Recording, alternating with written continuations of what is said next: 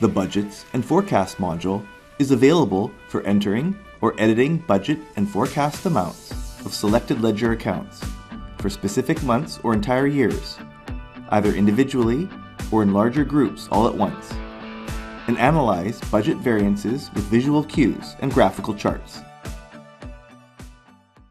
This module displays the general ledger chart of accounts in the grid, if security rights to access budgets and forecasts has been enabled in the general ledger area. Along with identifying information for the accounts, there are columns that display budget, forecast, and actual amounts for each account, for monthly and annual totals across the current, previous, and next fiscal years. The toolbar at the top allows filtering both account types and amounts so that you can focus only on the information of interest. Buttons with a blue highlight indicate that this information is visible. Click a button to toggle visibility on or off. For buttons related to the 4 account types, this will show or hide all accounts of that type. Generally, you would not maintain budgets for asset or liability accounts, so these can be suppressed from display, but you can enter budgets for these accounts if desired. Columns for any year or amount can be displayed or suppressed by selecting the necessary combination of toolbar buttons. For example, perhaps you don't need to see the amounts from the last fiscal year, and you don't need to see or don't use forecasts. Now, only the budget and actual amount columns are displayed for just the current and next fiscal years. Or the forecast columns for the selected years can be restored by enabling the forecast button. As with all grids in Spire, you can right-click the column header row to show or suppress individual columns, though these specific selections will be lost when toolbar buttons are used in the future. And columns may be rearranged as desired to organize the information in the most efficient way for you. Perhaps you want to position all the budgets together, or have the full year amounts at the left rather than at the right. In the grid, all budget and forecast amounts can be edited, and actual amounts highlighted in gray are not editable and are for display only. To change a budget or forecast amount, simply click on the cell and enter the required amount.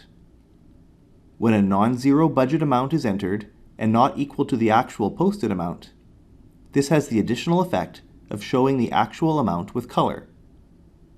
The color depends on the account type and the direction of the variance.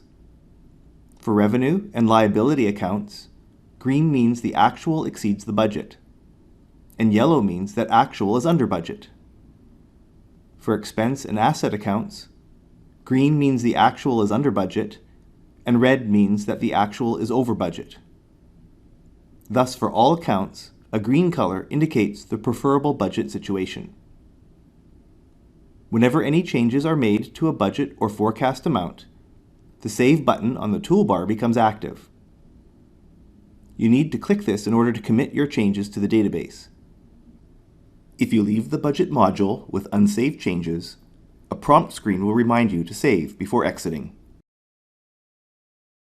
If you wish to enter a full year budget or forecast amount, rather than individual monthly amounts, you may type this amount into the required full year column. When you exit the field, this amount is equally divided across all the fiscal periods. Note that if you enter an annual budget amount that is not exactly divisible by the number of fiscal periods, exiting the field will set all fiscal period amounts as the same, and the annual amount will get recalculated and be different by a few pennies. You'll need to make an adjustment to one of the period budgets to include this difference in order to reset the annual total to a whole dollar amount. If multiple currencies are enabled for the company, it is likely that some ledger accounts have been configured to use a foreign currency.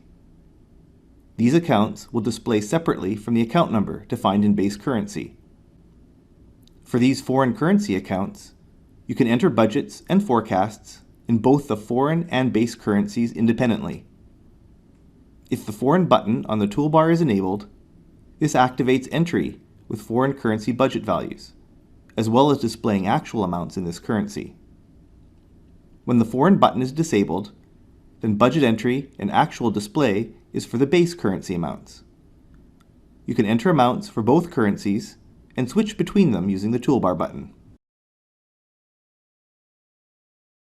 If you want to update a larger group of budgets at once rather than individually, it is possible to do this in two different ways.